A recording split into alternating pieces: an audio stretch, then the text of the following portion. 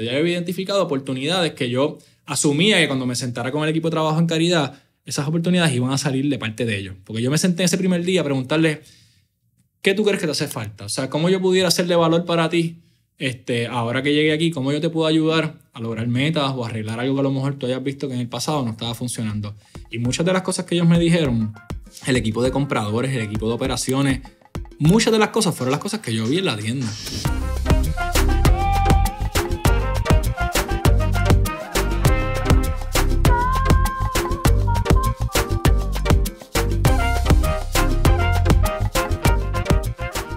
Víctor Curet Crespo. ¿Qué está pasando, hermano? Estoy bien contento y bien agradecido de estar aquí, de verdad, genuinamente. No, dude, llevamos ya, casi un podcast, de verdad. Tuvimos un podcast de pre-podcast. Eso es así. Y al igual que te lo dije, te lo voy a repetir porque dije que lo iba a decir en el podcast, así que estoy como que cumpliendo ese checkmark. Uno tiene un privilegio bien lindo cuando tiene un podcast y entrevista a gente que admira. Ese lado egoísta, como yo lo llamo, de que yo tengo la oportunidad de literalmente aprender de 3-4 horas de personas que yo quiero aprender. Eso es algo, eso es un privilegio, eso es bien raro en la vida poder hacerlo. Tener la oportunidad de traer y sentarte a hablar con personas que fueron parte de tu crecimiento y de tu desarrollo es un privilegio aún más grande. Y para mí es este podcast porque creo que quizás se lo dije a tu hermano cuando estuvo aquí. Tu hermano fue el episodio... ¿Tú te acuerdas? Lo escuché también, no me acuerdo 240, no. Como 220, debe ser. Algo por ahí, 221, va a tirar y después arreglamos. Tú fuiste parte de mucho de lo que yo he hecho en esta vida. Tu semilla de Salt Sessions, yo recuerdo estar sentado en la oficina de mi papá en el escritorio de la recepción, que yo entraba y esa era la computadora que yo utilizaba y yo me recuerdo las conversaciones contigo, yo recuerdo los primeros emails, yo recuerdo... También, ¿verdad? Todo. Y si no hubiese sido porque tú creaste algo que eventualmente vamos a hablar, que quizás no fue el éxito más grande, ¿verdad? Como que eventualmente pues tuvo unas lecciones. Claro. Pero sin esa aventura tuya, yo no sé si yo hubiese hecho la aventura mía, que termina en esta conversación hoy en día, poco más de 10 años después. Así que yo tengo todas las gracias que darte porque nunca había tenido la oportunidad de hacerlo y creo que lo habíamos hablado una que otra vez como, cabrón, te debo mucho. Se me eriza la piel, en verdad. Para mí es un honor, como te dije, estar aquí. Estoy sumamente agradecido y orgulloso de lo que tú eres hoy. Te lo dije desde el primer día que te conocí, que eras un niño, básicamente. Me llamó mucho la atención tu curiosidad y tus ganas de preguntar y conocer las cosas, entender las cosas y tu manera de conectar con la gente. Que yo creo que esto no es casualidad. Tú sabes, esto es causalidad, como tú me dijiste ahorita. Y tú te has ganado esto solito, tú sabes. Te agradezco en verdad las palabras. Para mí es un súper honor, se me eriza la piel. Pero yo creo que realmente tú tenías esto destinado ya, tú sabes. Tú eres una persona que, como te dije ahorita, tú vas a ser exitoso porque tú te dejas querer y conectas con la gente, que es la clave de todo esto, lo que estuvimos hablando por mucho tiempo aquí, ¿verdad? Esas son las relaciones. Y tú vas sembrando semillas en donde sea que vas y por eso tienes el éxito que tienes. Así que te felicito y genuinamente gracias por tenerme aquí, de verdad. Estuvimos hablando un poco en el pre-podcast session de llevando ese punto, ¿verdad? En Villa Campestre hace casi 20 años, 17 años. Tenías 19 años, estabas graduado de la escuela superior, ya tú estabas en universidad. Y por alguna razón entras a este campamento, entras como líder, te dan unas responsabilidades, pero no me hablaste de tus años creciendo. Ya había una responsabilidad a tus 19 años, había una búsqueda de crecer, de generar ingresos, como que, no digo generar ingresos, creo que también había una curiosidad bien genuina a esa edad, pero ¿qué tenemos que entender para conocer a Víctor? Pues mira, yo creo que lo primero es, la base de mi crecimiento fue la familia. O sea, nosotros somos súper unidos. Mis papás siempre nos recalcaron y nos dieron bien duro a la importancia de la unión familiar y de mantenernos unidos y ayudarnos. Nosotros no hay mejor partner o persona que pueda ayudarte en cualquier cosa en tu vida que tu familia inmediata. Esos son tú, o sea, no hay nada más valioso que eso, ¿no? Pero también mi papá siempre fue, no siempre, trabajó en seguro toda su vida, pero fue empresario. O sea, a los 30 y pico de años él decidió irse por su cuenta. Nosotros de jovencitos vimos lo que eso conllevó y el cambio drástico de a lo mejor tener cierta comodidad a tener 2-3 años donde literalmente mami me decía cuando salíamos de la escuela que no podíamos parar a comprar el mantecado, que en ese momento costaba maybe 1 o 2 pesetas, no me acuerdo cuánto, porque había que ahorrar chavitos, porque papi se estaba yendo por su cuenta y había que hacer ciertos sacrificios para que para que papi pudiera echar para adelante y establecer lo que hoy día pues es la agencia de seguro. So, yo a temprana edad, yo creo que yo y mis hermanos también vimos lo que eso significaba. Y yo cuando voy creciendo, a los 14, 15 años, un poquito antes inclusive, ya estaba pensando en cuál es mi camino. O sea, cómo yo puedo hacer mi propio proyecto. Y maybe, ¿verdad? Uno con ignorancia y parte de la niñez, yo no sabía qué conllevaba. O sea, o quisiera maybe, yo quería maybe como adelantarme maybe un poquito a mi papá y maybe no esperar a los 30 y pico de años y tener que hacerlo, sino maybe cómo yo puedo hacer esto antes. Y empezar a crear esa a crear esa base o sembrar esa semillita para poder ser empresario o whatever that meant. En ese momento también la palabra empresario no era lo que es hoy en día. Eso era cómo yo puedo ser mi propio jefe. Vamos a ponerlo en arroyo de bichuela.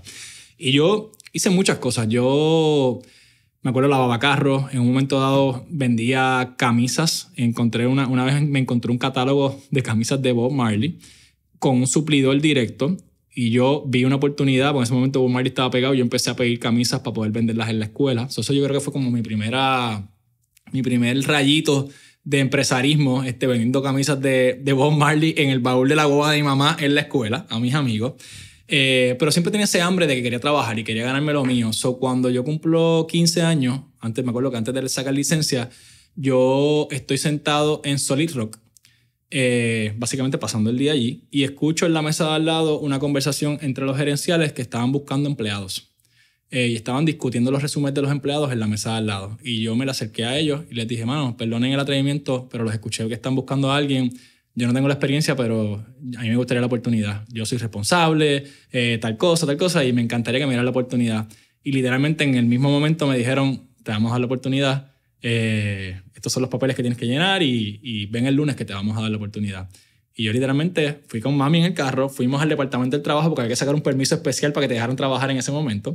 Y ese es mi primer trabajo ever. Básicamente me enseñó muchísimo a tantas cosas, o sea, empezando por la gente, o sea, bregar con público, la variedad de personalidades que llegaban allí de diferentes edades, de diferentes pueblos de Puerto Rico.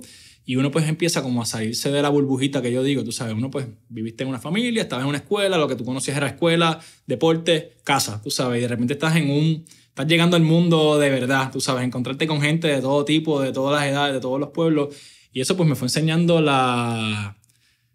valor de crear relaciones y me enseñó también el sentido de responsabilidad, o sea, de tener que estar a tiempo, de tener que hacer las cosas bien, de las responsabilidades que te daban en el trabajo, pues hacerlas con ganas, tú sabes. Esos fueron mis primeros oportunidades en algo de trabajo. Entonces, pues cuando ya estoy estudiando en la universidad, pues obviamente tenía que buscarme la forma de hacer unos chavitos también para mis cositas, tú sabes. Siempre en casa nos enseñaron a que no es que no fueran, ¿sabes? No es que no nos fueran a dar nada, pero nos daban maybe los chavitos o los recursos para cubrir las necesidades. Pero si tú quieres algún gustito adicional, pues gánatelo. Tú sabes, búscalo, lávate un carrito, hazte esto, lo otro, y tú mismo te lo ganas y vas entendiendo el valor de qué cuestan las cosas, ¿no?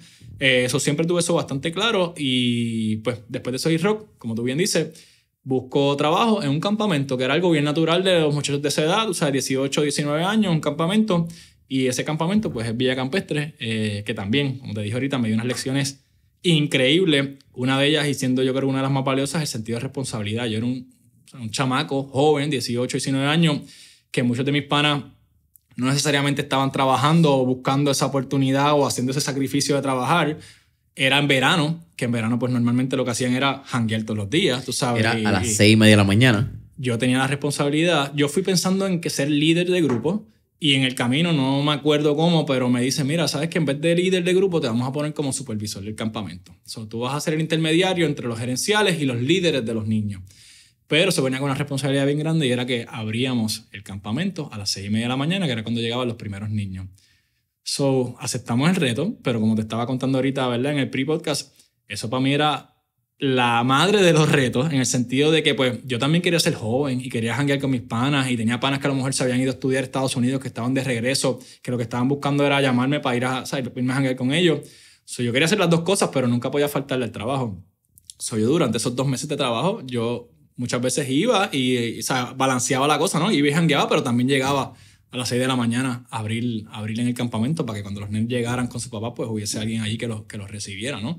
Eso pues me dio también un sentido de responsabilidad bien grande. Eventualmente, ¿verdad? Y vamos conectando puntos en la conversación que probablemente vamos a hacer unos puntos going back y vamos como que a abrir ventanas en el tiempo para que hagan sentido, tengan sentido. Llega Imayenda. Y aquí bien interesante porque me estabas contando y atando un poco con lo que me acabas de decir, siempre hubo un hambre empresarial por lo que me estabas contando, hambre de... No quiero llamarlo empresarial, vamos a llamarlo de autosustentabilidad, de una manera no tan fancy por la palabra. Me parece acertada. Y ya tú habías estado, me habías comentado varios internados en la industria de seguros, ya tú habías visto que tu viejo se había desenvuelto, es la palabra, disculpa, en la industria, y tú pensabas ir por esa industria. Eso era lo que el camino tenía para Víctor. De acuerdo. Y en algún momento llega una oportunidad o llega un mensaje que tú conviertes en oportunidad, porque las oportunidades se convierten cuando uno las toma, yo creo, de crear esta compañía, publicidad, mercadeo, mucha activación de eventos, que es lo que terminan haciendo, que catapulta muchos eventos, muchas tendencias y le dan bien temprano a muchas tendencias que hoy en día son la norma, por llamarlo así. ¿Cómo funciona y cómo llega esto y cómo se convierte Imayenda en lo que es hoy en día? Yo, o sea, como tú bien dices, yo pensaba que mi futuro era el seguro porque eso es lo que había en mi familia y pues ese era el camino trazado y genuinamente yo tengo un interés también en la industria porque es un tema de relaciones, pues hablar con gente, trabajar con gente es algo que a mí me apasiona. Pero por la misma línea también de autosustentarme y tener mis propios chavitos, mientras yo estuve estudiando en el Colegio de Mayagüez, pues yo estuve haciendo eventos o parties. En ese momento le llamamos, o sea, eran parties, no, ¿verdad? Hablando como es. Y eso me dio, o sea, me dio como otro ángulo de empresarismo, pero de algo que era también divertido, era algo diferente. Obviamente también la edad, pues juego un papel ahí, ¿no? O sea, estoy haciendo parties, algo que me apasiona y a la misma vez pues me estoy haciendo unos chavitos. Y entonces, fast forward, cuando yo estoy a punto de graduarme, literalmente como un mes antes de graduarme, se me acercan estos dos panas, que eran un poquito mayores que yo, que ya habían tenido un poquito más de experiencia laboral, ya habían salido a la universidad unos 4 o 5 años antes que yo, y me hacen un acercamiento para montar esta agencia de publicidad. Y la realidad es que me desviaron de mi camino a lo mejor, ¿verdad? De los seguros, porque me estaban dando por donde me gustaba. O sea, es algo que ya vengo haciendo unos añitos, estamos haciendo eventos, nos está yendo bien y de repente tengo estas dos personas a las que yo admiro también y respeto mucho que me están diciendo, tienes la oportunidad de unirte a nosotros dos y hacer una compañía from scratch. So, me lancé, cogí el reto y ahí entonces nace Imayenda, que como te contaba, vimos una oportunidad también bien importante en el sentido de muchas marcas querían llegarle a los jóvenes. La mayoría de las marcas querían llegar a los jóvenes en ese momento, lo que eran los licores, las cervezas o diferentes marcas de consumo.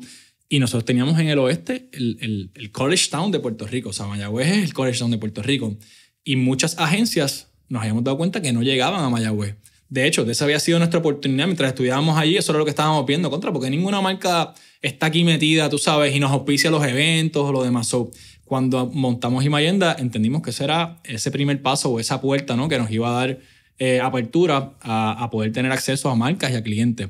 Y pues nosotros nos diferenciamos de esa forma. Mira, si tú quieres llegarle a los jóvenes del oeste, tienes que ir a través de nosotros. Y poco a poco pues fuimos construyendo sobre eso. También hay una... No sé si todavía, ¿verdad? Pero en aquellos tiempos el tema de los eventos y la producción de eventos, el ambiente era bien pesado. Y no todo el mundo era muy responsable. La gente, muchos eventos prometían cosas a los auspiciadores y al mismo público que después no necesariamente cumplían.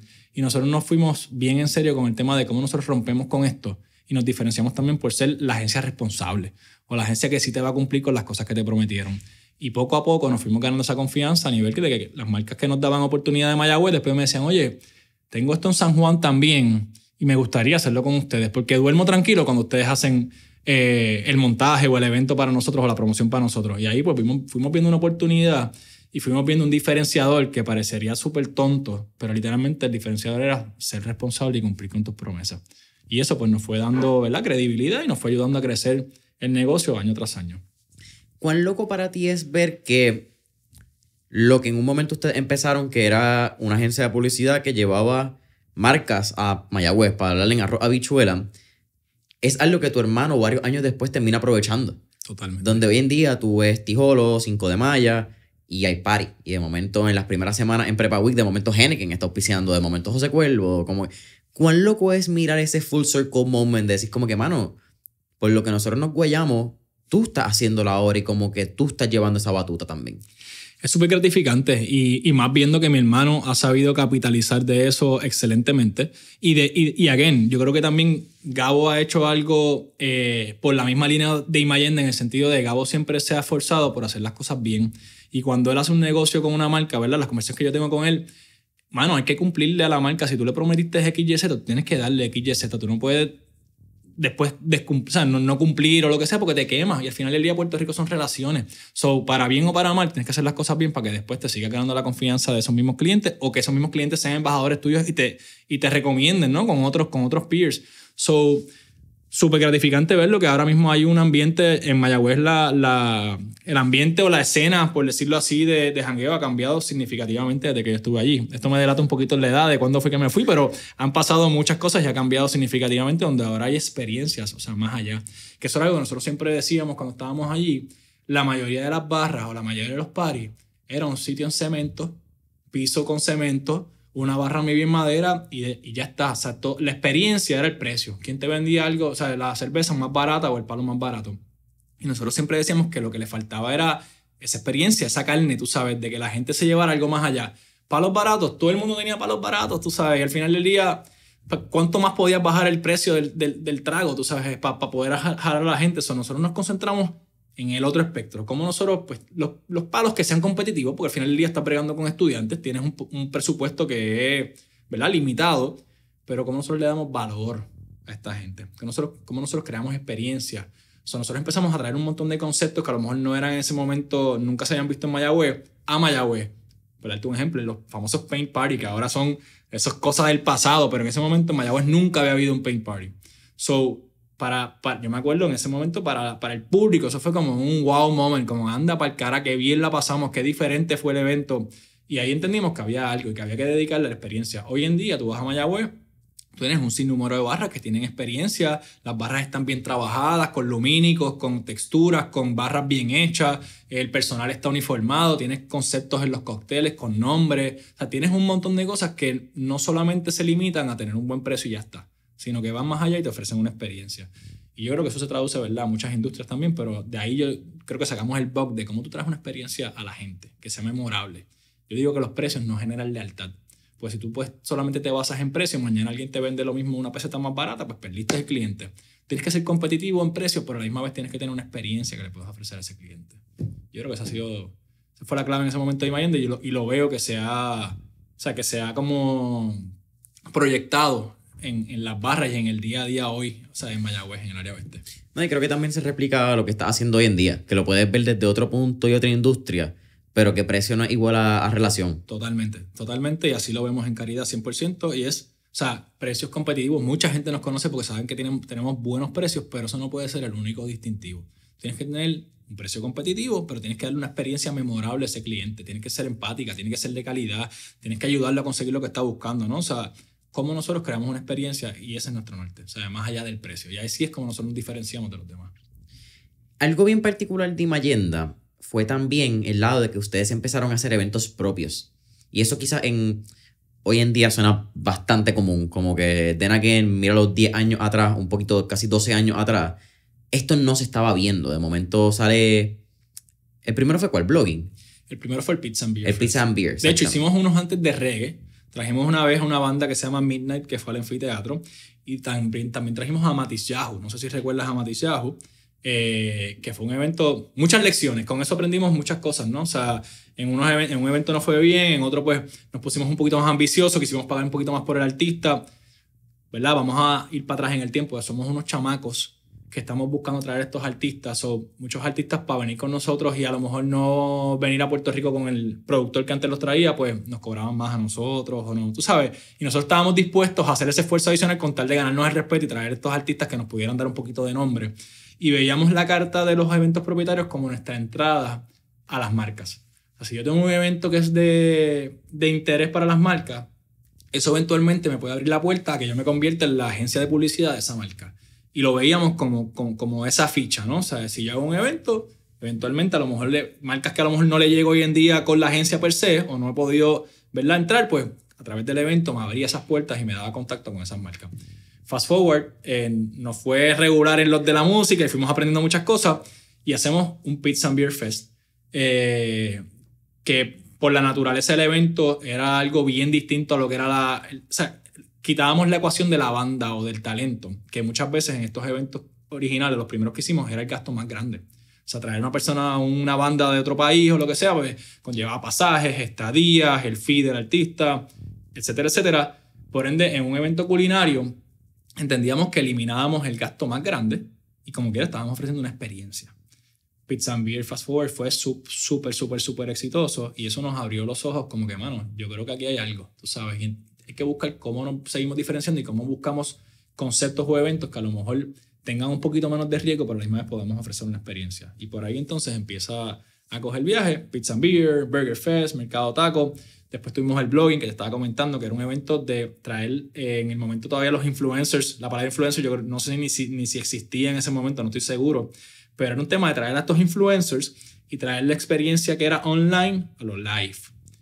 Fue muy bueno, fue muy exitoso, pero al igual que pasaba con las bandas, había mucha exposición. Todos estos artistas había que pagarles para que fueran al evento.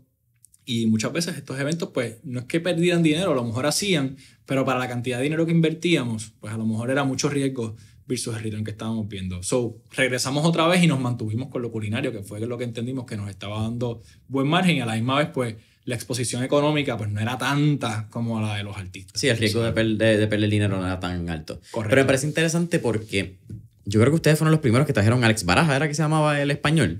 Alex Quibaja. Alex Quibaja, el de Hola, Hola, mi amor. Eso es verdad, exacto, eso es verdad. Sí. Eso es realidad. Chente también creo que fue la primera vez que como que lo vimos Chente públicamente de esa manera, qué sé yo, no quiero decirlo como personaje, pero Chente antes era Fico Fronte, eventualmente evoluciona a ser Chente hoy en día, que yo creo que en esa época, mirando 2015, él estaba más pegado en stand-up, en ese momento estaba haciendo el Tapia, como que había una evolución de este personaje que hoy en día todo el mundo conoce. Correcto. Pero ustedes le dieron bien temprano, como están mencionando, a este mundo de influencer.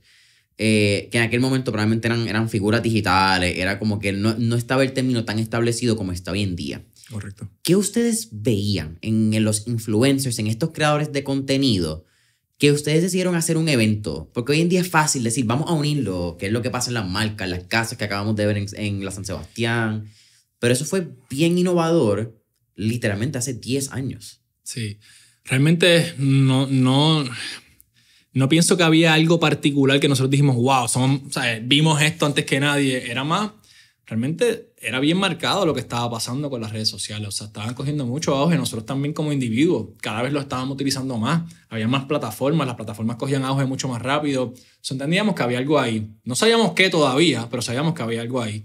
Y como tú bien dices, el mismo Chente en ese momento, pues, estaba evolucionando a lo que era dejar de ser un personaje de hacer comedia o un personaje per se a voy a hacer una personalidad de redes sociales que voy a informar o que voy a hacer XYZ.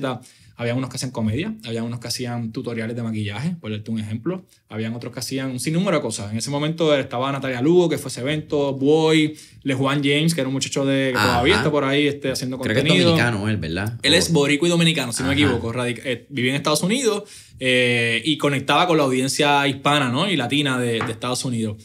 So, entendíamos que había algo ahí. Y por lo que te digo, o sea, uno como individuo te veías que cada vez estás consumiendo más este tipo de contenido. So, había algo interesante ahí.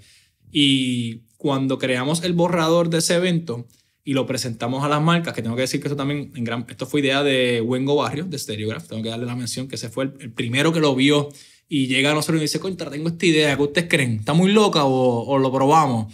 Y pues al fin del día, pues vamos a probarla, ¿no? Jóvenes y hambrientos y queriendo hacer cosas nuevas, pues lo probamos y cuando hacemos ese primer borrador y vemos el response de las marcas, dijimos, wow, aquí hay algo bien interesante, porque las marcas están viendo lo mismo que nosotros, están viendo esa oportunidad de conectar con la gente y de usar estas personalidades como vehículos de mercadeo para comunicar su mensaje. Así que eso estaban haciendo en el momento. Entonces, pues al ver las marcas que estaban apoyándonos, pues vimos que había algo bien interesante y lo perseguimos. Pero como te dije, aunque fueron exitosos, entendíamos en ese momento también, ¿verdad? Económico donde estábamos y todo eso, entendíamos que era mucho riesgo para el return que teníamos y para el momento en el que estábamos. Y nos fue bien, pero la exposición era mucha. La inversión era bien grande y como el segundo año, cada año crecía más la inversión, los artistas costaban más porque también la diferencia del costo del primer año versus el segundo año fue monumental. los mismos influencers que a lo mejor, por decir algo, te cobraban $1,000 en el primero, el segundo año querían $4,000 o $5,000. Porque ahora soy más grande, ahora tengo más seguidores, ahora esto, lo otro. Y de repente era, mano, ¿cuál es el futuro de este evento? Porque entonces el año que viene me va a costar 10 y 15. Y si tú quieres traer 50 influencers, pues ¿cuánto te va a costar el evento? Tú sabes. Y pues esa exposición la vimos como demasiado riesgosa y por eso pues como que lo dejamos ahí en la gaveta eventualmente y nos concentramos de nuevo en lo culinario, que entendíamos que pues había un poquito menos de exposición y pues el margen estaba más saludable hablando económicamente, ¿no? ¿Cómo es la toma de decisión de tú decir eso que estás diciendo, ¿verdad, mano? Vamos a meter en la gaveta este evento. Mirando también el lado de que el evento no le fue mal. No era que el evento había perdido dinero, no era que el evento se había ido vacío, no habían vendido taquilla, no hubo un papelón que canceló un como que no había habido ningún elemento negativo. Esa es la verdad, como que no había habido un efecto negativo en que tú dijeras, ¿sabes qué? Yo creo que esto es como que el evento te iba bien.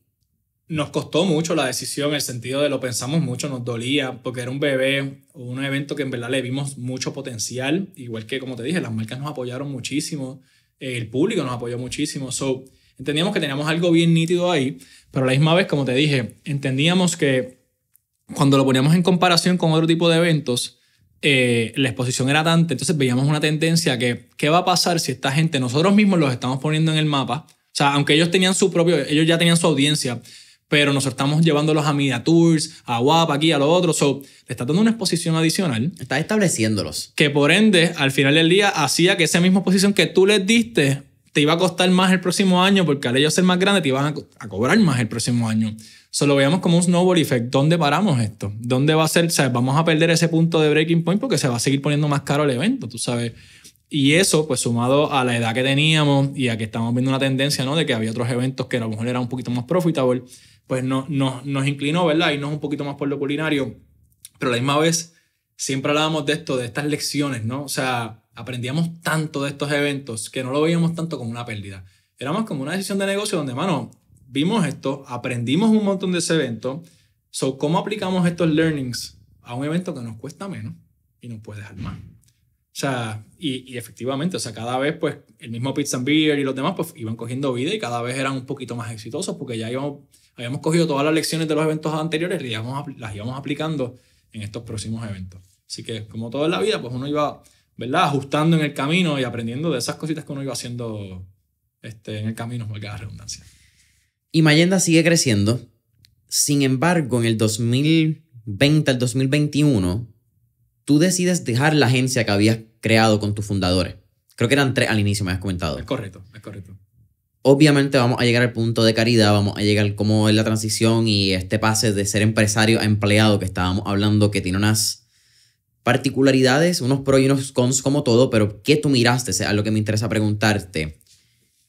Pero ¿cómo fue ese proceso de dejar algo que tú creaste? Pues mira, yo nunca me vi como que me iba a ir de Mayenda. Yo siempre pensé que yo iba a retirarme de allí. Pero yo creo que los planetas se alinean y todo pasa por algo. En el momento que yo decido dejar la agencia, están pasando muchas cosas. Número 1, estamos en pandemia, donde tuvimos un año y pico donde tuvimos que reinventarnos significativamente. Y aunque gracias a Dios nos fue bien y pudimos retener nuestra plantilla de empleados, era como un wake-up call donde, espérate, nos sentimos vulnerables un poquito. Dijimos, este negocio que llevamos montando por 8 o 9 años, de repente nos amaquearon y nos sentimos un poquito donde no teníamos el control absoluto de la ecuación. Eso fue como un wake-up call en ese sentido. Gracias a Dios lo pudimos manejar, pero a la misma vez era, ¿y qué pasa si esto se pone peor? ¿O qué pasa si esto se extiende? Pues había mucha incertidumbre en ese momento. Eso es uno. ¿Cuál era la línea de ingreso más grande de Mayenda en ese momento? En términos de eran la agencia. La agencia sin duda alguna, sí. Los eventos eran muy buenos, pero la agencia era lo que nos daba continuidad y todo el año pues nos mantenía activos. Que, valga la redundancia, parte de nuestro... También tengo que explicar, ¿verdad? El enfoque de Mayenda dentro del mundo del mercadeo, el marketing mix de mercadeo, era lo que le dicen BTL, Below the Line. O sea, ese era nuestro énfasis principal. Aunque hacíamos redes sociales y digital, nuestro énfasis era BTL. Que eso quiere decir muestreo, eventos, convenciones, todo lo que es en contacto directo con tu público. Nuestro grosor del negocio se estaba viendo directamente afectado por la pandemia. Uno. Obviamente, pues como te dije, pudimos hacer, tú sabes, empatar la pelea con digital y con otras cosas que hicimos. Nos reinventamos, hicimos unos eventos digitales culinarios donde hacíamos unos tutoriales y vendíamos unos paquetes donde tú podías hacer la comida en tu casa y qué sé yo. Y gracias a Dios pues nos ayudaron a darle continuidad a la rueda. Pero en ese momento tienes esta incertidumbre. Por otro lado, yo acababa de tener mi primera hija. Cuando uno tiene un hijo, pues creo que esto lo debe saber cualquier papá, pero uno empieza a ver las cosas diferentes, empieza a sentir un poquito más de presión a nivel económico, a nivel de cómo yo voy a asegurarme de que esta niña tenga todo lo que necesite, ¿no? Moving forward. Y eso le sumas entonces este acercamiento no solicitado, por decirlo así, de parte de Caridad, que no es solamente de caridad. Este acercamiento viene de un primo de quien fue mi roommate en Mayagüez, a quien es mi hermano y que quiero un montón. Esta persona viene de tremenda referencia, es una persona que ya había compartido con él 2 o 3 veces y le tenía mucho respeto y mucha admiración también. Por ende, pues lo cogí lo cogí bastante en serio ese acercamiento. En el principio pues no lo consideré, no lo veía, ¿no? Yo no me quería ir de Mayenda, pero yo creo que todos los planetas se alinearon y entre el acercamiento de la manera que me lo hicieron, mi niña acabando de nacer y en el momento que nos encontramos en pandemia, pues todo se alineó para hacer el salto. Yo creo que el factor o el determinante que en verdad me hizo dar el salto también, más allá de la pandemia, más allá de mi hija, era que en el pitch de irme para Caridad me dijeron, aunque vas a ser un empleado, tú vas a poder ser tu propio jefe, ¿verdad? Hasta cierto punto. O sea, tenemos una compañía que tiene mucha historia, pero que nunca ha tenido un departamento de mercadeo, nunca ha tenido un plan de mercadeo. Y estamos dispuestos a darte vía libre a que tú crees esto. Yo lo veía como un reto también. Era un canvas en blanco, una compañía que no tiene un precedente de mercadeo. Y verdad, yo digo, me vi un poquito mi ego, pero yo veía como ese reto bien interesante. ¿Qué pasa si esta compañía que nunca ha tenido mercadeo, yo vengo y hago una diferencia que en verdad nos puede ayudar a crecer? Ese reto también por dentro me tenía como que, mano, yo quiero probarme a mí mismo que yo puedo hacer eso. También llevaba 10 años en la agencia donde, pues, no es que no me sintiera retado, siempre me sentía retado porque siempre había marcas y proyectos diferentes, pero estaba un poquito en un comfort zone donde yo me sentía que estaba en total control de lo que estamos haciendo y hacia dónde vamos. Y aquí había un poquito de incertidumbre en la parte del proyecto, pero había también seguridad económica porque voy a ser un empleado. Así que yo lo vi como una oportunidad de intrapreneurship. O sea, como yo soy un empresario dentro de este proyecto. Que entonces, poniendo las cosas en contexto también, los dueños de Caridad en ese momento, los que eran antes de que vendieran, 2 chamacos jóvenes, segunda generación, que estaban corriendo el negocio, acababan de coger sus cosas y se habían mudado a Jordania para conocer mejor sus raíces, para conectar con su familia, porque ellos, aunque son puertorriqueños, pues tenían familia allá en Jordania. Y ellos querían conocer a su familia, hicieron un movimiento donde decidieron coger sus cosas y mudarse para allá. Y ellos manejaban el negocio. Había un socio que estaba aquí en Puerto Rico, pero el socio principal estaba en Jordania. También era esa oportunidad única que yo creo que no la hubiese encontrado en ningún otro sitio, donde literalmente el jefe está por allá.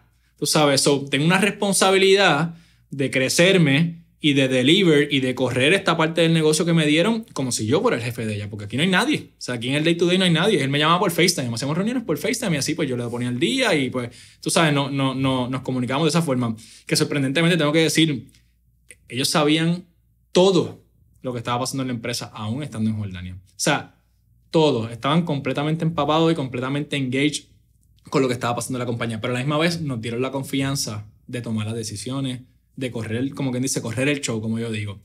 Y yo creo que eso fue lo que me hizo como que sentirme como que, mano, tomé la decisión correcta en el sentido de eliminé la variable de incertidumbre económica, maybe, ¿verdad? De que cualquier otra cosa, pues, tengo un sueldo fijo por un lado, pero a la misma vez, pues, tengo el proyecto de poder, o sea, de ser un intrapreneur, ser mi propio empresa, ser mi propio jefe dentro de una empresa con recursos ya de una empresa grande y demás. Y pues el reto, como te dije, pues fue ese extra, ¿no? Que me hizo dar el salto y decir, ¿y si yo puedo hacer esto? Tú sabes. Y así fue. ¿Fue difícil dejar un bebé que tú habías construido? Muy difícil, muy difícil. Me tomó más de un año tomar la decisión, desde el primer acercamiento hasta que finalmente tomó la decisión. Pero como te digo, yo creo que todos los planetas se alineaban. El tema de mi nena pues era bien latente también, o sea, esa incertidumbre que estábamos viviendo en pandemia y como yo me aseguraba de que yo pudiera proveerle lo que ella necesitara. Todo se alineó y me hizo tomar la decisión, pero sin duda alguna, mucho miedo, mucha duda, sentimientos encontrados, porque le tengo un cariño especial. Al día de hoy, como quiera que sea, siempre estoy rooting for Imayenda. Imayenda ha seguido creciendo, le va excelentemente bien. Jaime es mi hermano, o sea, el socio, ¿verdad?, que se quedó con la compañía y terminó comprándome mi parte. Sumamente exitoso y le va súper bien. Yo creo que también todo pasa por algo. Él ahora ha tenido la oportunidad de seguir añadiendo otros servicios y darle forma de la manera que él quiere. Y yo pues he podido también entonces desenvolverme en este proyecto que pues ha ido evolucionando. Yo voy a cumplir 4 años ahora en Caridad, que a veces se sienten como 2 o 3 días y a veces se sienten como 10 años. Pero a la misma vez todo ha sido súper dinámico, súper distinto. Todos los años han sido diferentes. Ha habido varias adquisiciones, hemos hecho un montón de cambios y genuinamente me siento que he podido contribuir al crecimiento de la compañía. Hemos podido hacer un impacto en esa transformación de la compañía de lo que era hace 4 años a lo que es ahora. ¿Cómo fue el día de que tú firmaste con Jaime, ese último día tuyo en Imayenda? Una conversación bien genuina. Jaime siempre ha sido mi hermano, ha habido mucha confianza. De hecho, en parte por la razón que yo hago el brinco de a lo mejor irme por la carrera de seguros como originalmente pensaba cuando me estaba graduando de universidad, a irme a Imayenda, era en gran parte por Jaime. Jaime yo lo admiro mucho. Siempre ha sido una persona, o sea, trabajadora, súper honrada, súper fajona. Y pues nada, o sea, yo creo que ya había una confianza tan grande ahí que fue una conversación bien, bien sincera. O sea, mira, está pasando esto, pues me siento así, la nena, el tema, o sea, él también tenía un montón de proyectos, él es un entrepreneur de 4 pares, o sea, él también estaba abriendo unos proyectos de restaurantes y demás. O sea, yo entendía que si se iba a dar en algún momento, ese era el momento correcto para hacerlo, ¿no? Se estaban alineando todos los planetas, él iba a estar bien también, se quedaba con la agencia, él le apasionan los eventos también, so entendía que la agencia se iba a quedar en buenas manos. So, por eso era bien importante para mí, que no fuera, que el hecho de yo irme no fuera a afectar Imayenda a un nivel de que no pudiera seguir operando, porque también tenemos unos empleados y un grupo de trabajo, ¿no?, que está con nosotros y que depende de nosotros.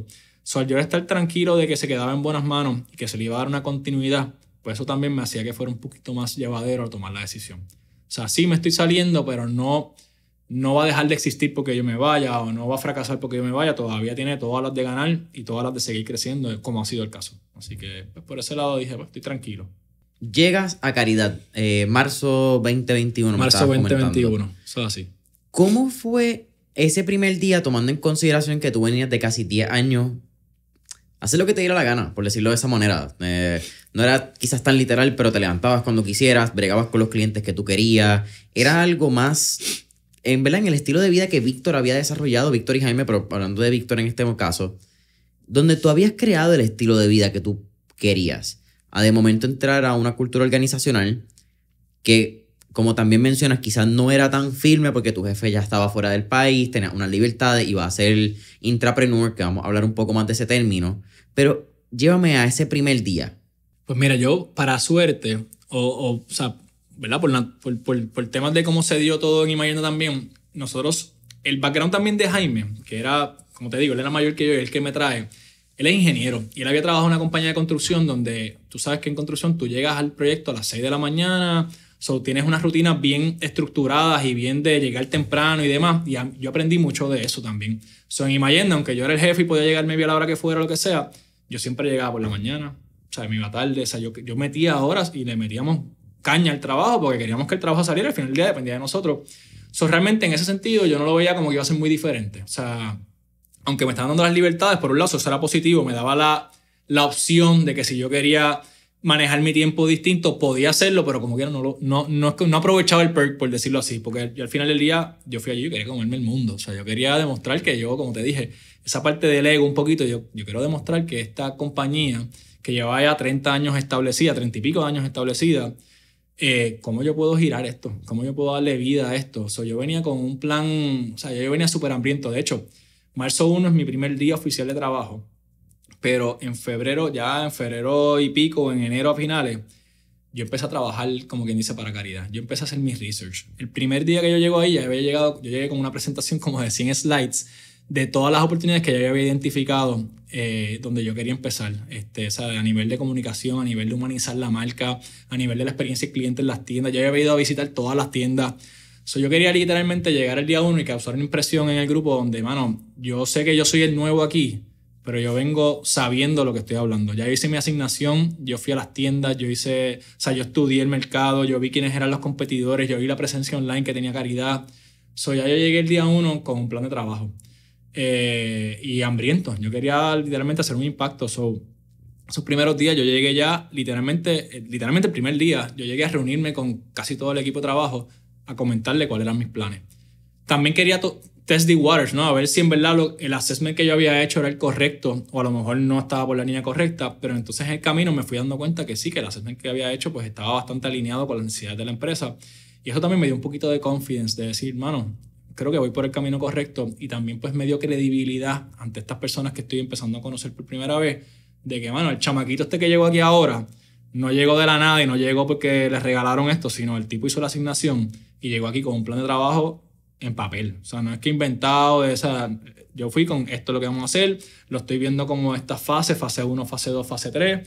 Entiendo que tenemos que empezar de adentro hacia afuera, que empezar a crear que nuestros mismos empleados empiecen a ver Caridad de esta forma para que ellos lo proyecten a los clientes y de esa forma pues nosotros vamos a poder, ¿verdad?, conectar mejor con nuestra audiencia. Y por ahí fue evolucionando, ¿no? Pues mi rol dentro de la compañía.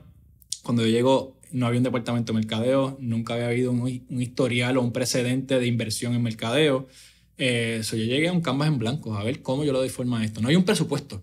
En parte también yo tuve que sentarme y decirle a mi jefe de ese momento, Nabil, que se llama Nabil, oye, ¿qué me vas a dar para yo trabajar? O sea, esto no es magia, tiene que haber un presupuesto para esto. Y al no tener un precedente, él me dice, ¿pero qué tú quieres? O sea, ¿cuánto te doy? O sea, ¿cómo es esto? ¿Cuánto te tengo que dar? Y yo, bueno, vamos a hacer un análisis entonces para empezar por lo menos con algo. Pero al principio, como no hay un precedente, literalmente ahí es más o menos como que un guess de, pues mira, vamos a empezar con esto. Yo me fui con una cantidad bien conservadora, súper conservadora, que yo por mi experiencia de los últimos 10 años en Imayenda sabía más o menos cuánto pudiera invertir una compañía como esta, más o menos, ¿verdad?, en publicidad. Yo me fui con un 3%, probablemente un 5% de lo que podía hacer ese presupuesto. Y por un lado también yo sabía que al no haber un precedente iba a ser medio un poquito chocante para la empresa y para los jefes el spending de mercadeo si no había ese historial antes. O sea, yo venía por primera vez a gastar chavos, como quien dice, o como ellos le decían jocosamente. Yo fui gradualmente con ese poquito presupuesto trayendo resultados que fueran medibles y que yo pudiera decir, mano, si hice esto con 5 pesos, imagínate qué podemos hacer con 50. Si hice esto con 10 pesos, imagínate qué podemos hacer con tanto. Y poco a poco ganándome la confianza a nivel que ya cuando estamos cerrando ese año, antes de que cerráramos el año, ya ellos me habían dicho, mira, para el año que viene tienes 5 veces esto, ¿sabes? O 10 veces esto, no me acuerdo la cantidad, pero básicamente ellos mismos me abrieron la puerta a decir, ¿sabes qué? Ya esto está aprobado, confiamos en ti, confiamos que las decisiones que estás tomando son en el mejor interés de la empresa, estamos dispuestos a subir ese presupuesto y darte X. Y ahí pues ya yo empiezo a ver como que, mano, estamos teniendo los resultados que queremos. Empiezo a crear un equipo también, porque cuando llego literalmente solo, yo me acuerdo esas primeras semanas que cuando por primera vez alguien de mercadeo, está todo el mundo pidiendo cuanta cosa, porque por primera vez tienen un recurso interno a quien le pueden pedir un arte, una comunicación. Yo mismo hacía las artes, en muchos de los casos me metía en Canva, por ejemplo, y hacía un artecito y lo pasaba y esto y lo otro.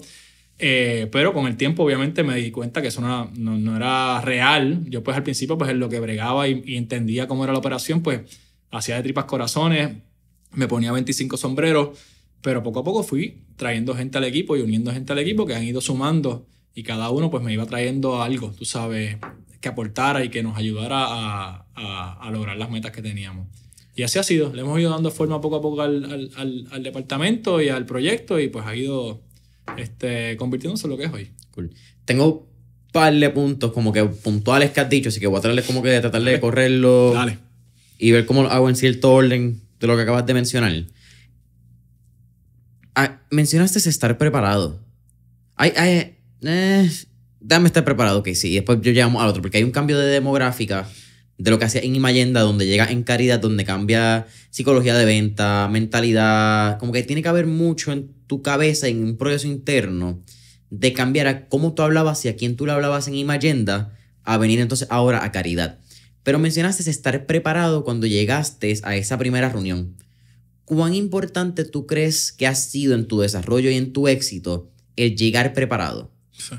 No creo que le puedas poner o sea, tienes que estar preparado, es la única forma de tú realmente, creo yo, ganarte la confianza o la credibilidad de tus peers. O sea, cuando tú llegas a un sitio y tú eres el nuevo, Tú no puedes llegar perdido, esperar a que la gente te dé todo digerido, porque al final del día yo creo que eso no te da credibilidad y al final del día no conectas con la gente. So, yo entendía, es verdad que sí era un demográfico diferente y que a lo mejor las estrategias iban a ser un poquito distintas a lo que yo estaba acostumbrado, pero sin embargo, en verdad en Imayenda, aunque la mayoría maybe le hablábamos a jóvenes, en la mayoría de nuestros eventos o ejecuciones le hablábamos a jóvenes, sí teníamos una variedad de empresas o de industrias que habíamos tocado en esos 10 años que me dieron otras perspectivas, ¿no? No solamente la de los jóvenes, sino también otros mercados. Y yo siempre he dicho también que yo creo en conectar con la gente. O sea, yo tampoco sobrecompliqué la cosa. Yo dije, mano, yo fui a las tiendas antes de ese primer día, a todas las tiendas. Ya también yo tenía una idea de cómo correr las tiendas. ¿Cuál es la experiencia de la gente cuando va a la tienda? Yo fui, compré cositas, me atendieron, a lo mejor en una tienda encontré las cosas más fáciles que en otra, por la rotulación o por lo que fuera.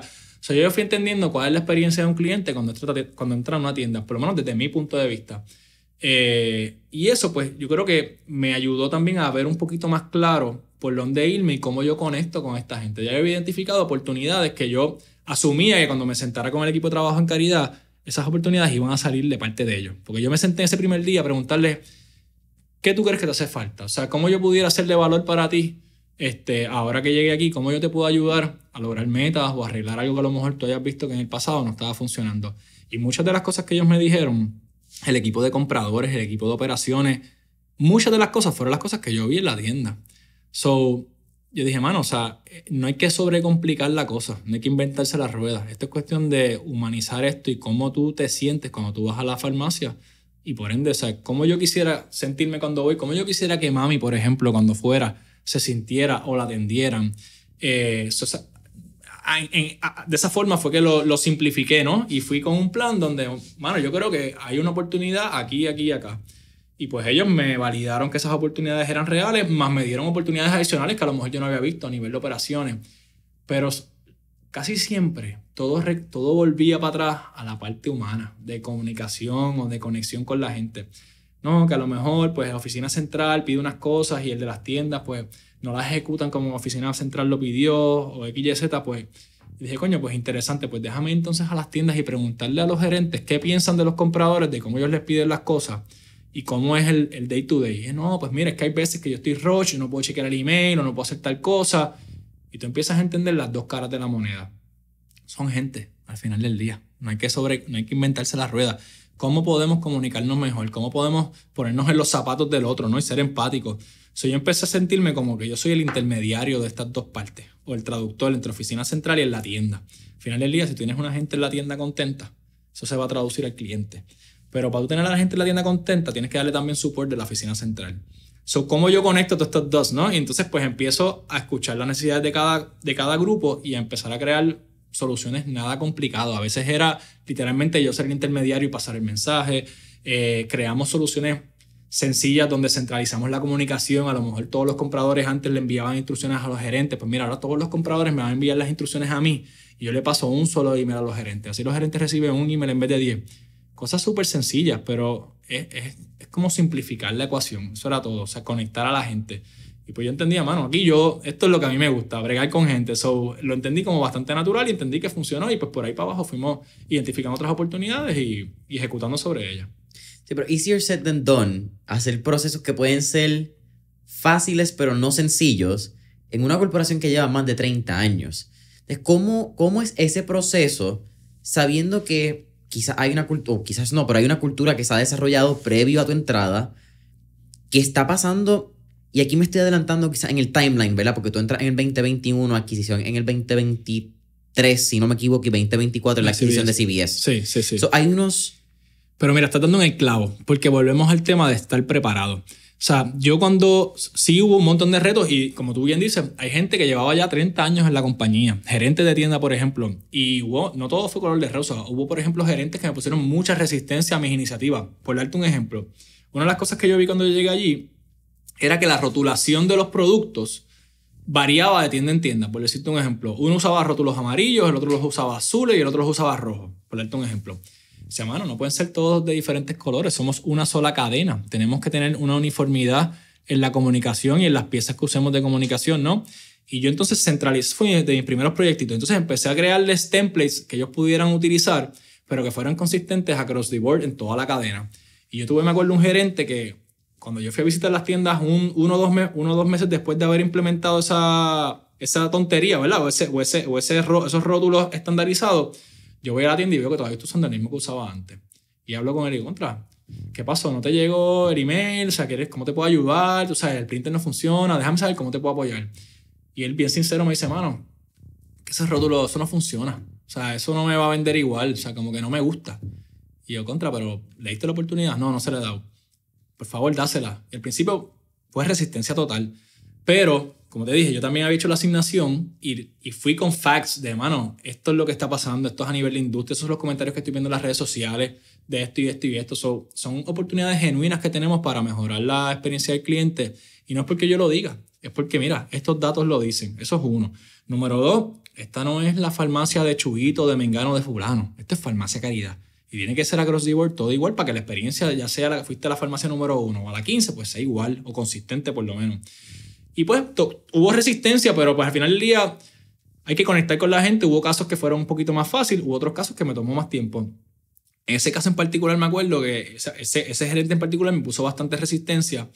Y yo al principio decía, ¿qué hago con este gerente? Se lo digo a los jefes para que le digan algo, ¿cómo lo manejo? Pero en verdad yo sentía que eso me iba también a quitar credibilidad y me iba a lo mejor a cortar las patas con ese gerente que eventualmente tarde o temprano lo necesitaba para que trabaje a favor de nosotros y a favor de la empresa.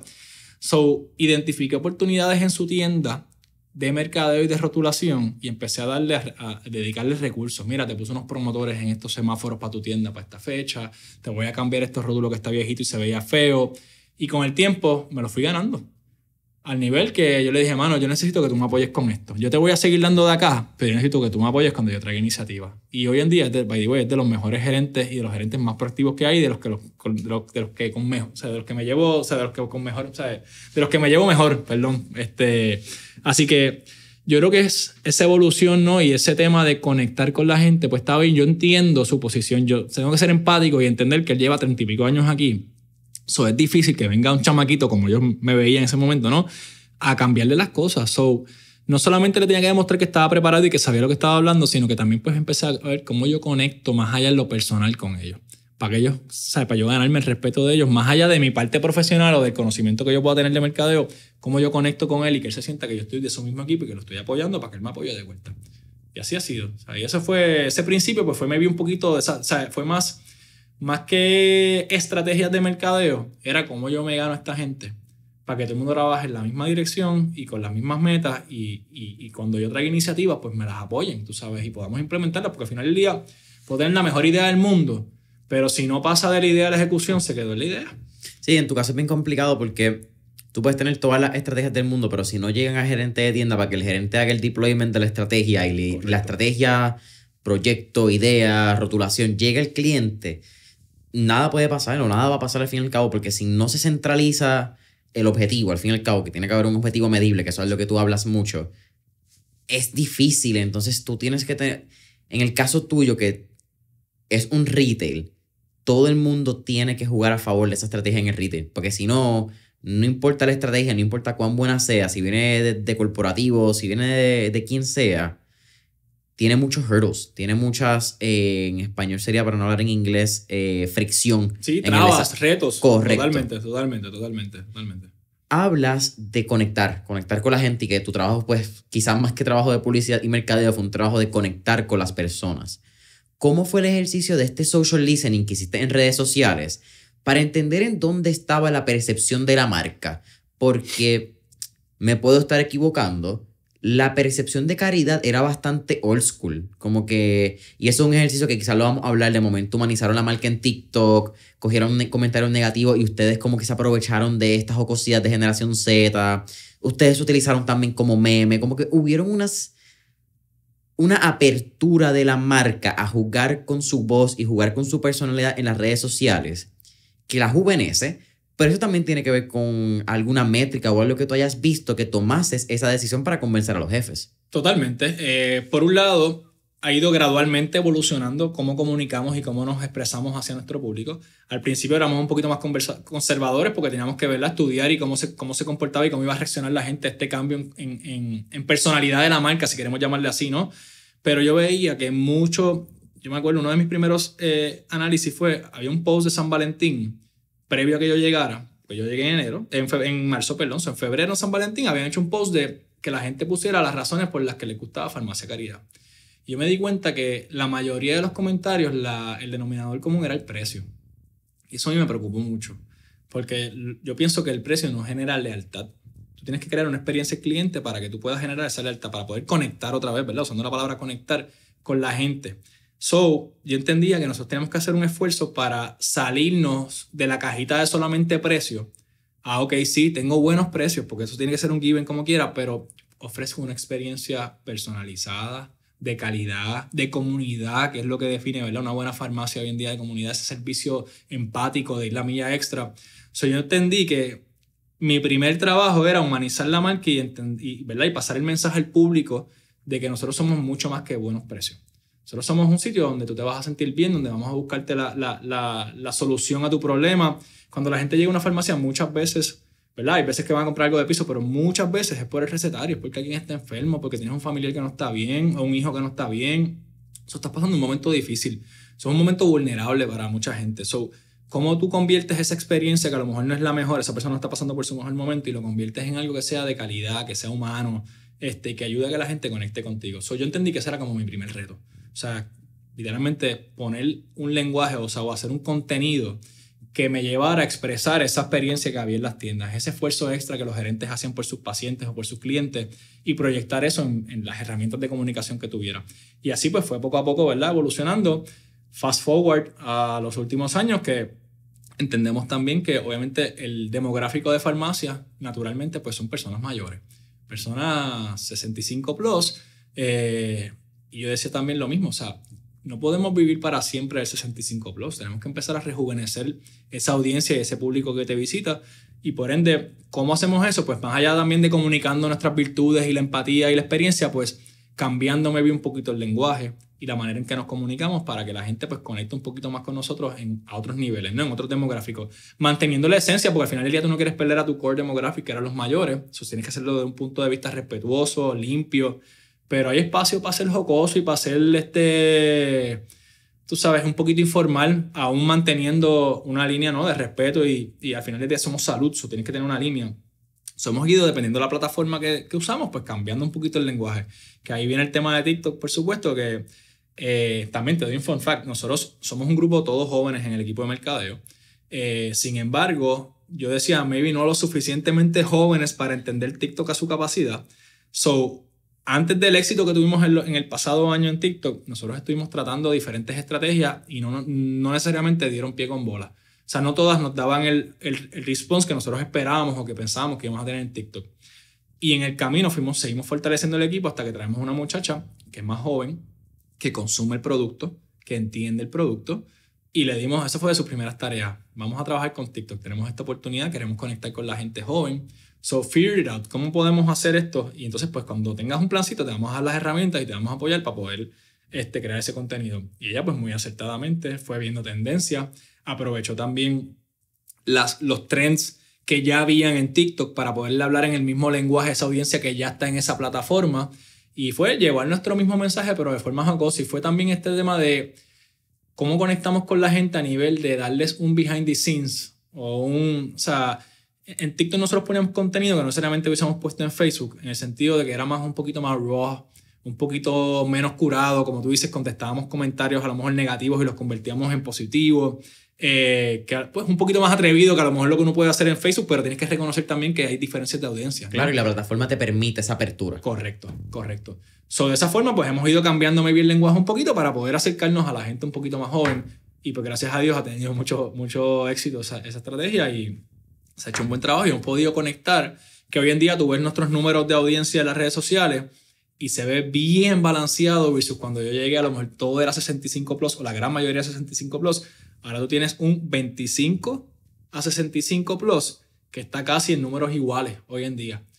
Está bien balanceado y ha sido, ¿verdad? Con el tiempo, obviamente no fue de un día para otro, pero ha sido estos esfuerzos que hemos hecho en los últimos años de cómo le hablamos a la gente un poco más joven. Y eso, ¿verdad? Va mucho más allá de la comunicación, tiene que ver con la experiencia en la tienda y muchas cosas, pero pues de manera inmediata la primera herramienta que usamos fueron las redes y los tools de publicidad que teníamos a nuestro alcance para poder hablarle a este público. Hay un tema bien interesante ahí, Víctor, que no lo hablamos ni en el pre-podcast session y no sé si lo hemos hablado, pero parte de cuando yo salgo de high school, que yo entré al mundo de mercadeo, fue realmente por el tema de la generación Z. Yo empecé a escribir, creo que fue como en junio, julio de 2017, artículos en El Nuevo Día sobre cómo la generación Z iba a impactar el mercado. No solamente de un lado de mercadeo publicidad, pero también el lado social, cómo estábamos activando tendencia, cómo en aquel momento ya se estaba viendo, esto 2017, se estaba viendo la experiencia digital, que tú querías digital, pero querías físico también, que era quizás un poco lo opuesto al millennial, que era como que más digital, porque estaba todavía en este mundo de como que creamos las redes. Millennials son raros, ustedes son medio raritos. Pero yo tenía mucha fricción cuando yo hablaba con dueños de negocio y hablaba con empresas sobre la importancia de la generación Z. Porque siempre lo miraban, again, también estos 7 años atrás, la generación estaba tan madura, no estaba en una edad productiva, exacto, pero sí tenía una influencia económica en las compras, que era lo que yo trataba de decirle a las compañías, que era, no te enfoques en venderle a ellos, enfócate en influenciarlos a ellos, porque ellos van a vender por ti, porque son una toma de decisión importante en el televisor de la casa, en la nevera, en qué marca se compra de cereal, como que habían unas repercusiones de tú conectar con la generación Z que no se veía desde un lado económico, como que para la gente eran estos chamaquitos. Sin embargo, tú has hecho eso en la farmacia sabiendo que quizás no es la generación que va a estar comprando activamente, no es quizás la demográfica que más te compra en el recetario, pero sí van a ser la generación que van a apoyar el desarrollo de los próximos 10 años. Correcto. En vez de invertir en el ahora, estás invirtiendo en el futuro. Correcto. Que quizás estoy como que hablando más que haciéndote una pregunta, pero ¿cómo tú lo ves? Como que, ¿cómo fue esa toma de decisión de apoyar la generación Z mirando el futuro de la compañía? Tú lo has dicho todo. Y es ese tema de, al final del día, tú no puedes planear solamente para ahora o conformarte con lo que tienes ahora. Estábamos claros de que teníamos una audiencia bien sólida en el demográfico mayor. Pero al final del día, si tú quieres que este negocio siga vivo 5, 10, 15, 20 años down the road, tú tienes que empezar a reclutar a la gente joven y hablarle a la gente joven. Y yo sentía que inclusive yo, estándome bien el in-between de ambos públicos, siendo un millennial, a mí no me estaba hablando la marca en ese momento cuando yo llego. Y decía, oye, yo, o sea, no solamente, o sea, estoy en una edad productiva y pienso que mis peers, o sea, están también en lo mismo y están comprando, son parte del workforce, son parte de los que consumimos, ¿no? Pero ¿qué vamos a hacer si no empezamos a sembrar la semilla ahora? Solo vi como ese tema de vamos a empezar a sembrar ahora para poder cosechar después down the road 5 o 10 años más adelante. Y como tú dices, más allá de, o sea, además de que son decision makers, es el tema de eso, de la proyección a largo plazo. O sea, dónde tú quieres ser y quién tú quieres ser como marca down the road de aquí a 5 o 10 años. Y en Puerto Rico todos lo sabemos, tenemos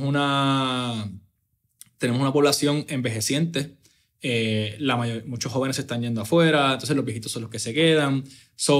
Por un lado, sabes que tienes que mantener a tu demográfico adulto, pero tienes que buscar la forma de conectar con los jóvenes para que entonces 5 o 10 años down the road tú tengas una audiencia que esos jóvenes van a tener. Por ejemplo, yo tengo 35 ahora, pues en 10 años voy a tener 45. Probablemente voy a frecuentar mucho más la farmacia, Dios me cuide, pero esa es la tendencia, ¿no? Y esos son los facts.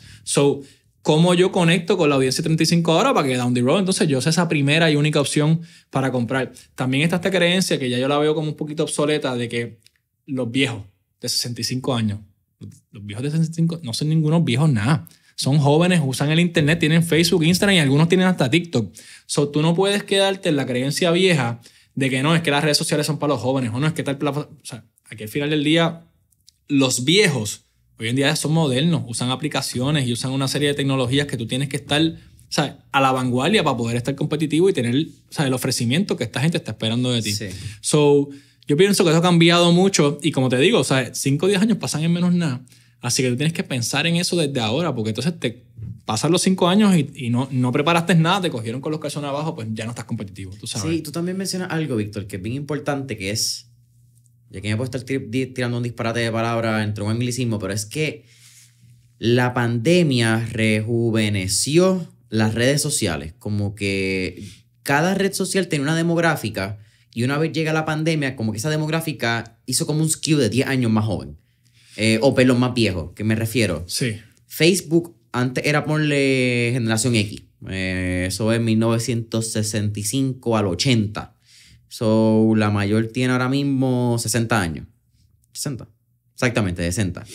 De momento... No, de 65 tienen ahora 80, casi 80, 70 y pico años. 1965. O sea, del 65 tendrías ahora 60 y pico años. 60, Perdón. 60, exacto. Ahora. Correcto. Correcto, cumple 60 ahora. Perdón, sí.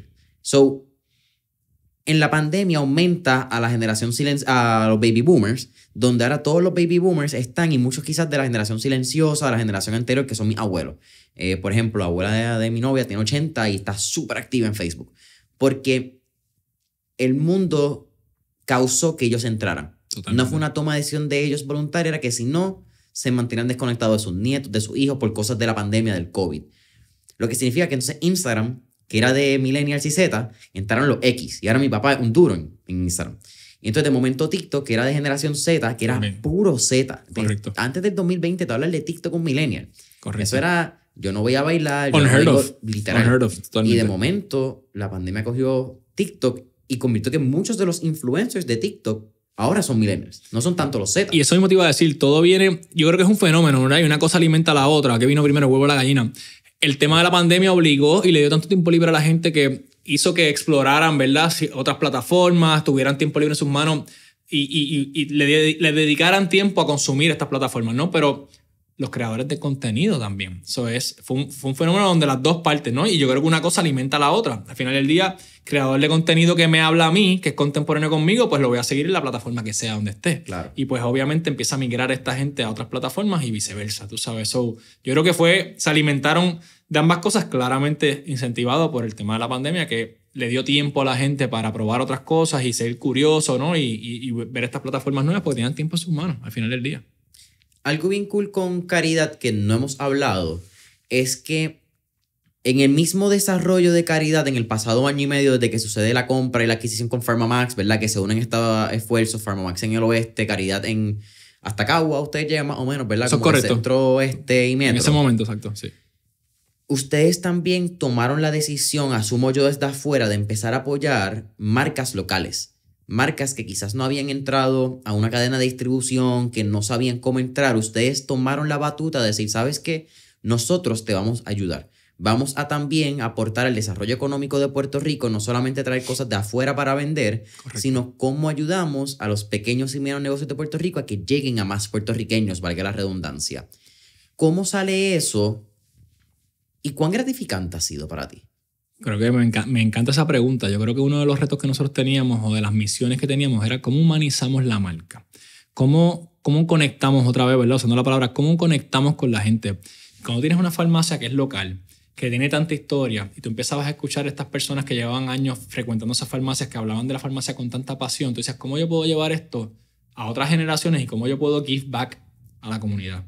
El nombre es Caridad. O sea, hay que put your money where your mouth is, ¿no? O sea, al final del día, si eso es lo que no... Si ese es el origen de la farmacia, quiere decir que el que creó eso en un momento estaba pensando ciertamente en los valores que ellos tenían, ¿no? Y en cuál era su misión de vida. Pues Caridad, le puso ese nombre a la farmacia. So, yo entendía que... Y esto pues es una mezcla de mercadeo con misión social, ¿no? O sea, ¿cómo tú mezclas las dos cosas? Donde si tú te llamas Caridad, tú tienes que empezar a darle vuelta. O sea, tienes que hacer obras caritativas. Y todo empieza con entidades benéficas, por ejemplo, que empezamos a apoyar y empezamos a ayudar aquí y allá y empezamos a ver las necesidades que hay. Empezamos a ver un montón de oportunidades y una cosa pues te lleva a la otra. ¿Cómo la cadena de farmacias de Puerto Rico no va a apoyar a los empresarios puertorriqueños? O sea, ¿a quién vas a esperar? ¿A que venga alguien de afuera a hacerlo? No, tienes que hacerlo tú. Y si tú quieres cambiar las cosas, tienes que tú dar ese primer paso para que las cosas vayan cambiando. So, entendíamos que esto era bien natural, era algo que había que hacerlo, punto. O sea, era una responsabilidad que nosotros teníamos de darle vuelta a las comunidades que llevan 40 años apoyándonos. Así que ahí no hubo que pensar mucho. Yo creo que eso fue un tema donde todo el mundo en la compañía estaba bien alineado.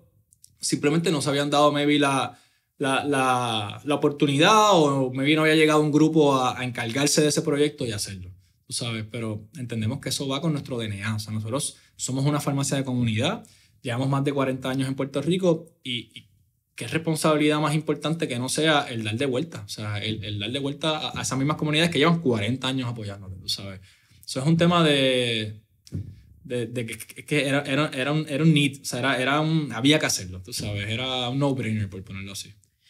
¿Qué recomendación tú le darías a dueños de marca que están tratando de entrar a cadenas o llegar a una mayor distribución de su producto? Mirando, y te hago la pregunta desde el punto porque creo que tienes una perspectiva bien linda y de una gran oportunidad para que la gente se lleve este valor, en la cual tú puedes ver marcas pequeñas que le ves el potencial, pero le faltan elementos, le faltan quizás sistemas, procesos, para que puedan entrar a esa cadena, en el caso de Caridad, y tú puedes ser ese ente que los ayuda. Quizás no entras ahora, pero quizás puedes entrar en 5 años si haces esto y esto y esto que te va a ayudar en esto y esto y esto. Mira, no creo que hay un consejo per se, o sea, o uno solo, pues todo depende de la compañía, pero tengo un ejemplo, actually, bien reciente de Lemi, el pan genial, de Lemi, ajá. ¿okay? Buenísimo, pueden conseguir el pan Soba en Farmacias Caridad disponible. Eso es así, ahí para servirles siempre. Esto es un pan y una compañía que tiene mucha historia de establecida, pero nunca habían salido al retail, ¿ok? So, cuando ellos se acercan, ellos nos dicen literalmente con toda la honestidad, dicen, mira, esto es nuevo para nosotros, esto es un proyecto que queremos ¿verdad? Sacar al mercado, pero nunca hemos hecho retail, no tenemos una cadena de distribución, esto es nuevo para nosotros.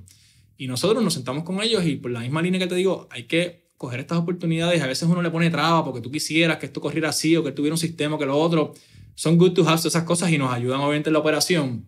Pero yo digo que nosotros ya somos grandes, pero todavía somos lo suficientemente pequeños para ser flexibles y para poder hacer ajustes en tus procesos y en tus cosas que puedan ser de beneficio a tus clientes y a tus suplidores. Al final del día, pues, al final del día es worth it hacer estos sacrificios porque tiene un beneficio para todo el ecosistema completo. Esta gente no tenía maybe el andamiaje y nosotros como quiera le dimos la oportunidad. Le dijimos, mira, tú maybe no estás ready para venderle a las 50 tiendas, pero con lo que tienes ahora maybe le puedes vender a 5. Vamos a probar y a mojarnos los pies con 5 y cuando te vaya bien, abrimos a 10. Cuando estés en 10, vamos para 20. Hasta que llegues a las 50 tiendas, tú sabes, pero no hay algo per se que tengas que tener. Obviamente, tienes que tener el producto, tú sabes, esas cosas, pero al final del día no hay que inventarse la rueda, no hay que ir mucho más allá. Es tener una idea, tener las ganas, ser responsable, o sea, porque al final del día queremos que darle bien a nuestros clientes y si le vamos a ofrecer algo, tiene que el producto estar disponible y ser un producto que sea de calidad, ¿no? Y que cumpla con todos los checklists, con todos los checkpoints. Pero en ese ejemplo per se, ellos fueron poco a poco mojándose los pies con nosotros, entendiendo que era lo más práctico para nivel de distribución, cuál era el precio correcto inclusive. Ellos fueron figuring out todo esto con nosotros. Yo creo que no hay una lista de cosas que tú tengas que tener. Yo creo que cada caso se coge por individual y lo que nosotros queremos es apoyar a los empresarios locales. Si tú vienes con una buena idea y vemos ese hambre en ti donde tú quieres crecer y quieres hacer las cosas bien, te vamos a dar la oportunidad probablemente. Así que, creemos en eso. Creo que, volviendo, nuestra responsabilidad social es impulsar todas estas compañías que al final del día fortalecen todo el ecosistema, nos fortalecen a nosotros también. O sea, que una compañía local siga creciendo y siga cogiendo auge, se traduce en ventas en mi farmacia. O sea, esta misma compañía. O sea, el hecho de que si Lemi sigue cogiendo fuerza y el hecho de que el pan sobao del retail le dé exposición a otras personas que a lo mejor antes no llegaban, puede ser que su negocio siga creciendo, él pueda ver otras variables y otras áreas donde él puede seguir desarrollándose y al final del día fortalecemos la economía de Puerto Rico por todos lados. Esto es un círculo al final del día donde todo regresa. Y, again, responsabilidad social. Nosotros como farmacia y como compañía local, que gracias a Dios hemos tenido un crecimiento, ¿verdad?, que nos permite pues dar estas oportunidades. Yo entiendo que es una responsabilidad de nosotros darle esa misma oportunidad a estos otros empresarios que vienen por el mismo camino y quieren lo mismo que nosotros. O sea, crecer y darle un buen servicio y una buena experiencia a sus comunidades que llevan apoyándolos por años y años y años.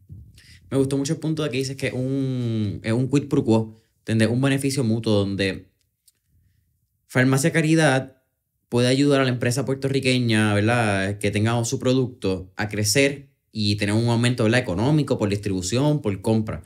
Pero Farmacia Caridad también se beneficia de esos grandes consumidores que quizás son fieles a la marca, que ahora van a llegar quizás a Farmacia Caridad por primera vez. Claro. Entonces, quizás la primera compra es la libra de pan de Lemi, ¿verdad? Eso es una libra también. Una libra de pan, ajá. Sí. Que es pan sobao, ¿verdad? Que dejamos aclarar eso. Pero de momento, la próxima vez se llevan el pan y quizás se llevan, y voy a dar la promoción porque pues lo he hecho en Farmacia Caridad, y se llevan la pinta de pinta. Y de momento llegaste, ay, tengo una receta, déjame aprovechar y compro un par de cositas. Entonces, de momento, tu AOV, tu Average Order Value, que entró por un producto que era una marca nueva que tú quizás puedas decir, pues vamos a ver cómo lo ayudamos, la marca termina ayudándote a ti. Y esa perspectiva me parece bien interesante porque no todo el mundo tendría la apertura de esa perspectiva mirando el tamaño. Mirando que tú eres el pez grande que está ayudando al pez pequeño, tú puedes decir, no, yo te estoy ayudando a ti. Pero el valor de traer marcas nuevas para que nuevas personas se enteren de lo que tiene Caridad, me parece que es lo más integral posible a la economía. Como que te das cuenta que Farmacia Caridad genuinamente tiene un interés en seguir apoyando a Puerto Rico.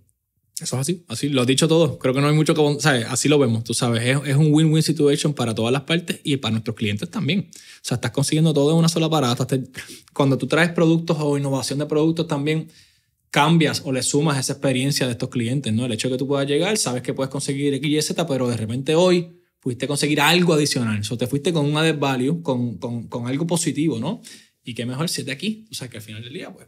Y más ahora, tú sabes que yo creo que algo bien interesante que yo he visto en los últimos años es, sobre todo con los jóvenes, esta línea de apoyarlo de aquí. O sea, y yo creo que también me vino dado duro porque nuestra generación, sobre todo millennial hacia abajo, o sea, hasta Z, mano, no ha sido fácil. O sea, la economía, maybe, nosotros hemos visto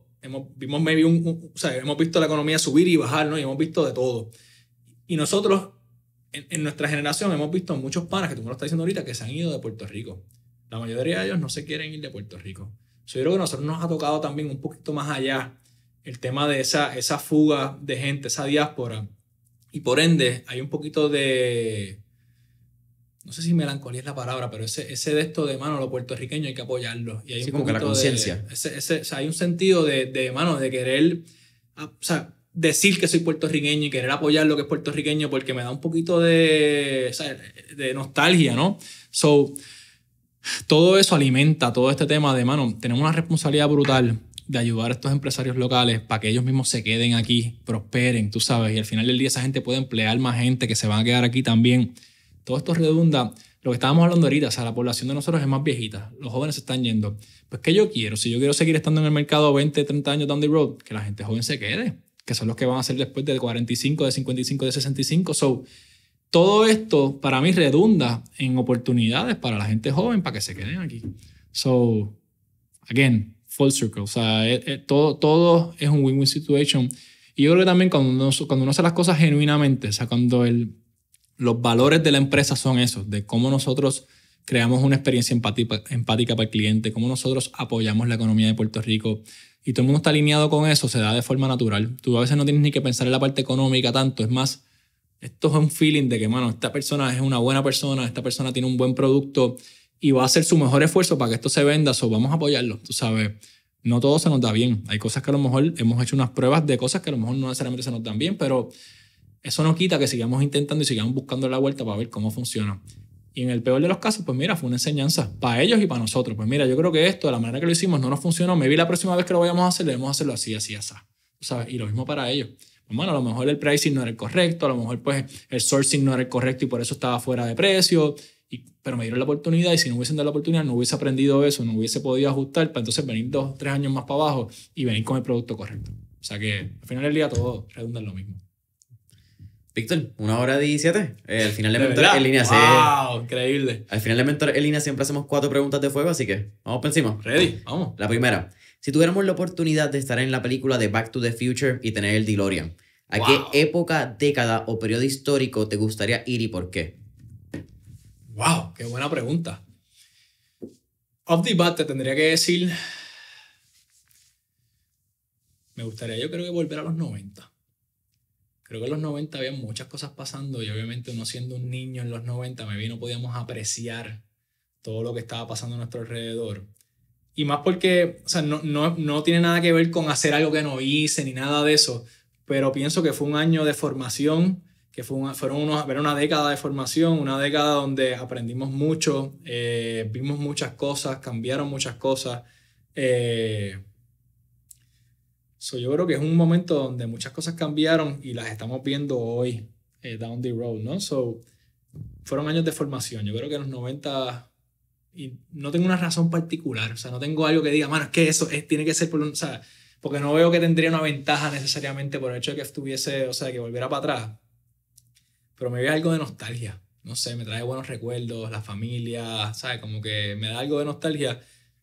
Por eso te diría que los 90. Nada particular con el trabajo, nada. Yo creo que es un tema de nostalgia, de la familia, de acordarme, de las cositas que hacíamos, ¿verdad? Todos juntos. Me transporta, no sé. Segunda pregunta. Tenemos No sé. un playlist en Spotify que se llama Mentores en Línea, el playlist, donde tenemos todas las canciones que motivan y pompean a nuestros invitados. Así que, con eso dicho, ¿qué canción motiva o pompea a Víctor Curet Crespo? Wow. Pues fíjate, tú sabes que yo siempre he dicho que yo no soy un conocedor de la música, pero me disfruto toda la música. Lately estoy escuchando mucho Rawayana. Oh, nice. Me encanta Rawayana. Y me gusta porque pienso que me levanta el ánimo. O sea, el flow que tienen es algo que es único, se distinguen. Y cuando yo estoy buscando motivación o despertarme, pienso que poner ese playlist, no una canción en particular, sino el playlist, me da un buen mood y es variado, ¿no? Tienes canciones maybe un poquito más movidas, unas un poquito más del lado más, ¿verdad? Más suavecitas, pero está bien balanceado y me encanta. Y pompea, es Sí. verdad. Tú escuchas High de Rawayana con Apache y es como que te vas en el flowcito con ellos y te vas bailando Tú sabes que ahora mis nenas, yo por las mañanas tratamos siempre de poner música, tratamos de desayunar juntos casi todos los días o todos los días y ponemos musiquita en la cocina mientras estamos cocinando y preparando las loncheras y qué sé yo. Y al nivel que mis nenas ahora escuchan Rawayana por ahí o las canciones que ponemos normalmente, esa es mi canción. Dicen, esa es mi canción. Y a mí me encanta. Yo digo, mano, o sea, pasarán 10 años y se van a escuchar estas canciones y se van a acordar de ese ratito chulo en casa donde desayunábamos todos juntos, donde nos preparábamos para la escuela, tú sabes. Y volviendo, yo creo que por eso te dije ahorita de los 90. Es esos recuerdos de niñez y de juventud donde, mano, estaba toda la familia junta en una misma casa, tú sabes. Es algo que en verdad me trae tremendos recuerdos y yo trato de llevarle eso mismo a mis nenas. Tercera pregunta. ¿Qué 3 libros les recomendaría a nuestra audiencia? Uf, me gusta. Me gusta 10X de Grant Cardone, que habla del esfuerzo y que no necesariamente uno tiene que tener el mejor plan o el mejor conocimiento. Él siempre dice que el esfuerzo llena ese gap, ¿no? Del conocimiento o de la experiencia. By the way, una frase que me encanta de él, que te la mencioné ahorita, y es que yo me la aplico en la vida, y es que the only difference between a contact and a contract is the art, and that's relationships. El valor de las relaciones. La única diferencia entre un contacto y un contrato es esa R de relaciones. Y eso lo saqué de ese libro. Me encanta Gary Vaynerchuk desde hace tiempo. O sea, hace tiempo no leo nada de él, pero pienso que todos los consejos o las cositas que yo leí en su libro aún hoy en día son relevantes. Y es el tema de cómo tú desarrollas tu marca personal, cómo tú conectas con la gente y humanizas tu marca o la marca con la que estés trabajando, ¿no? Y yo conecto mucho con eso, ¿no? O sea, cómo tú humanizas las cosas, tú sabes, al final del día somos todos gente, tú tienes que simplificar las cosas y poder, ¿verdad? Yo digo traducirlas para que todo el mundo se entienda. Y eso pues siempre como que resuena conmigo. ¿Cuál te leíste? ¿Jab Jab Hook? ¿O Crushing It? Crushing It. Leí Crushing It. Y el tercero, ¿cuál sería el tercero? Fíjate, me encanta, si supieran, más que leer, me gusta oír muchos libros en Audible y escucho muchísimo. A cada rato estoy escuchando uno. ¿Cuál te diría que puede ser ese tercero? Hay uno que no me acuerdo el nombre ahora que habla de los hábitos. Atomic Habits. Atomic Habits. Y es bien sencillo en el sentido de que lo que te dice es que no hay que hacerlo, o sea, con pequeños esfuerzos consistentes, tú logras grandes resultados. Y yo me aplico eso en el day to day. Yo creo que, y esto también lo saco de mi background, ¿verdad? De ejercicio. Muchas veces cuando tienes un task grande, yo en mi mente lo divido en rounds, o lo divido en pequeños clusters para que sea más digerible, ¿no? Y sea menos overwhelming el pensar que voy a hacer todo esto, sino pues lo divides en grupos pequeños. Pues lo mismo con el day to day, lo mismo con mis estrategias de mercado y lo mismo con lo que hago en el día a día, ¿no? Cómo yo rompo las cosas complicadas en cosas más pequeñas para ir digiriendo una a la vez, y entonces al final del día pues tienes el proyecto grande digerido, me da redundancia. Víctor, ¿cuál es tu última pregunta? ¿Cuál sería tu último tip o recomendación para nuestra audiencia? Pues mira, yo creo que este ha sido el tema de toda mi conversación durante el día de hoy, es darle valor a las relaciones y al network. Estábamos hablando antes del podcast en que durante tu vida y en tu juventud tú vas creando el network que eventualmente te va a abrir las puertas para las diferentes cosas en tu vida profesional y personal. Y el network, tú no tienes que complicarte la idea demasiado. El network está en tus alrededores, en el equipo de soccer que tú juegues, o en el equipo de correr, o en el grupo de correr con el que tú participes, en el salón de clases a donde fuiste.